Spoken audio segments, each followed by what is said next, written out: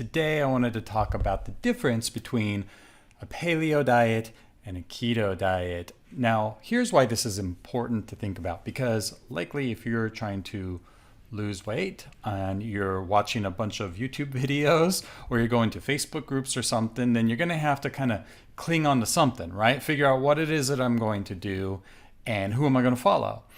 And you might be looking at something like a keto diet because you've heard that it is a low carb diet that is really efficient at losing weight. And it does actually do pretty good at helping you lose weight. But you might also hear about like paleo. Now, paleo is a little bit less restrictive as far as like carbohydrates go and everything. It still is a little bit of a restrictive diet in some areas, which we'll talk about here in a moment. But, you got to kind of figure, well, what are you going to do? And so I thought I'd create a video to just give some general, guidance on what these two kind of diets are, the difference between them, because there's a lot of overlap and it can get a little confusing sometimes. So, okay, let's talk about the paleo diet here for a moment. All right. The paleo diet is more of like, think of it like a lifestyle. Okay, there's actual like community. I mean, there's community of keto people as well, I suppose. But keto is really just about the diet, the strict diet, whereas paleo has kind of a, how shall I say, a lifestyle around it. In other words, like a way to like be thinking about the earth, a way to be thinking about the environment, even like exercise, like certain exercises that you might want to do. So if you're like really into paleo, you're getting a lot into that, like the earth and what's natural and giving back and things like that, like almost like a philosophy, I suppose you could say. Okay. Then also in paleo, okay, the focus here is going to be on whole foods. Now, keto is the same thing. Whole foods, unless you're doing that little thing called dirty keto, which you might be doing processed foods. And I have a video on that. I'll try to link to that in the notes below on what dirty keto is. But if we're talking traditional keto, okay, but what keto is really supposed to be is a whole foods kind of based diet, like a clean kind of diet. So paleo has no limitations on how much fat, protein, or carbs that you can eat. Now, in general, you're probably, if you eat a paleo type diet, then you're going to be eating less carbs than the standard American diet. I don't necessarily say I eat on a paleo diet, but my diet probably more resembles a paleo diet than a keto diet. But people would definitely see me as eating more low carb, simply because I'm not eating tons of pasta. I'm not going and drinking like big sodas. I'm not going to fast food all the time. I eat more kind of whole foods kind of diet, but I have potatoes, sweet potatoes. I'll even have some rice and stuff. Now, paleo, okay, does have some limitations on some things. But wait, first let me talk about, I want to get off that, the total like carbs, fat, and protein. Okay, those are your macronutrients. So paleo lets you have, let's say you want sweet potato. Technically, you could eat 500 grams of carbohydrates in a day, and paleo would be okay with that as long as they're coming from whole food sources and ones that are not of certain kinds, which I'll mention here in just a moment. Whereas like keto, not so much. You need to keep your carbs very low, and they should be from whole foods. And they should be, and they shouldn't be from like starchy foods. Like you couldn't necessarily have a sweet potato on a keto diet. Your carbs will most likely come from vegetables. Okay, and so on a keto, you might want to keep your carbs below 20 grams of carbs per day, for example. Whereas paleo, like I said, you can have any amount. Now the restrictions. Okay. So on a paleo diet, you're going to be restricted on things that you shouldn't be consuming, which would be grains, legumes, and most dairy. Okay, so think of the paleo diet. It's been called of like kind of like the Stone Age diet. All right, what would our ancestors in the Stone Age, what would they be consuming? Would they be consuming a loaf of bread? No. Would they be consuming, a soda? No. Would they be consuming some kind of a cookie? No, not really, right? They would be consuming things that grow on the ground, fly in the air, swim in the water, walk on the ground, right? Those kinds of things. They're so most the foods that you would eat would be fish, some kind of meat, right? Lamb, pork, venison, bison, something like that, buffalo. You can have seeds. You can have fruit and vegetables. There's no limitation necessarily on fruit because that's a whole food that came from the planet. Now on keto, you couldn't necessarily eat the fruit. Most fruits on keto are avoided, that you're not allowed to have them. You can have some berries because they're a little lower in sugar, but you shouldn't overconsume them. They have to be just a small amount. But you couldn't have something like a pineapple on a keto diet because it has a lot of sugar in it, right? And keto is about keeping the sugar very low. In fact, your carbs, okay, sugar is a carb. So on keto, your carbs are going to be somewhere around 5% of your calorie intake. And yes, it all bases around calories, even though we talk about carbs. It's ultimately, what are you fueling your body with for energy? And that is in the form of calories, which is, just a count. There's no such real thing as a calorie. It's just a number, but a number to describe the energy expenditure. So where are you getting your calories from? On keto, 5% carbs. Ballpark of 20-25% will be in protein, and in ballpark again around 75% fat.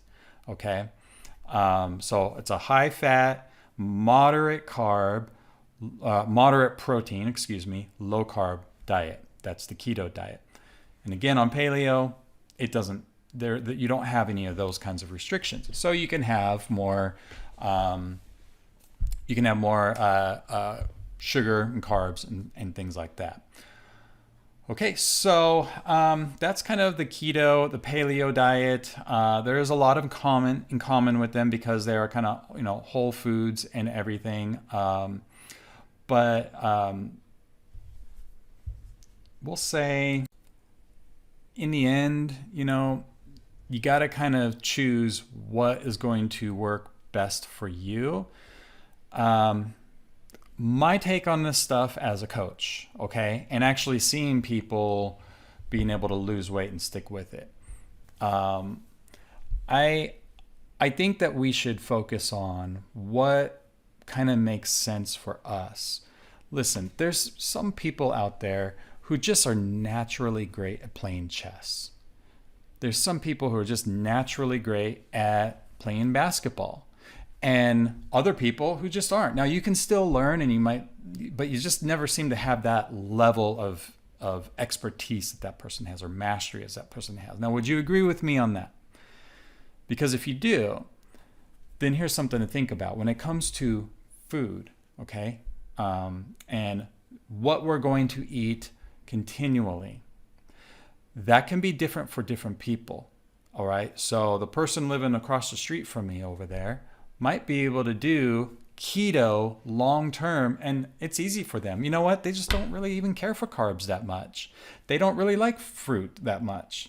Whereas, perhaps me, maybe I like fruit. I personally like sweet potatoes. So then, okay, great. Well, what about, dairy? Well, do I want to put heavy cream in my coffee? Do I enjoy putting heavy cream in my coffee? And if the answer is yes, then should you necessarily, and I'm not saying that you need to, I'm just opening the question for you to ask yourself better questions. Should you be restricting yourself completely of something like heavy cream, if you like it in your coffee, simply because a paleo diet says you cannot have heavy cream? Okay. The paleo diet is really focused around being anti-inflammatory. So is keto, so to speak, but keto is very much about blood sugar. So, if you kind of want to look at it at a high level, keto, blood sugar, maintaining a nice steady glucose line, where paleo is about low inflammation kind of diet. And dairy can be inflammatory for some people, but not necessarily everybody. To what degree, I don't know. But you have to, so you really have to ask yourself here is, what will work for me?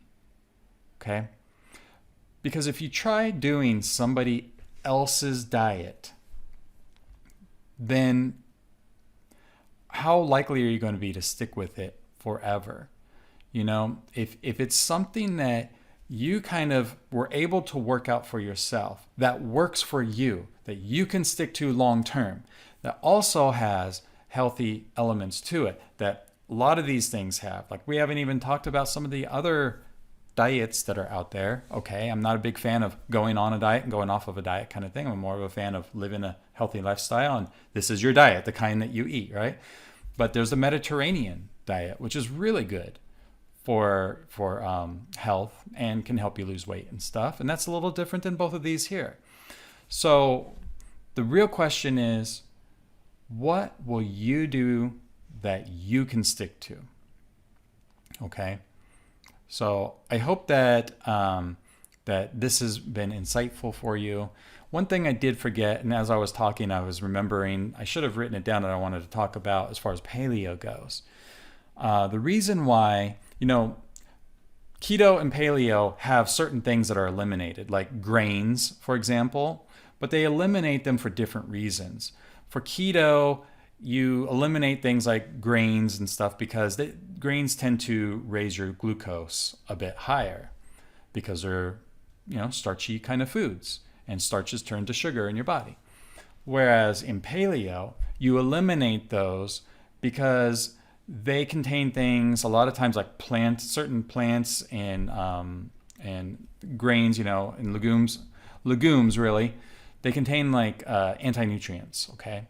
And anti-nutrients, so phytates, lectins, these are things that kind of slow the absorption of minerals and vitamins in your body.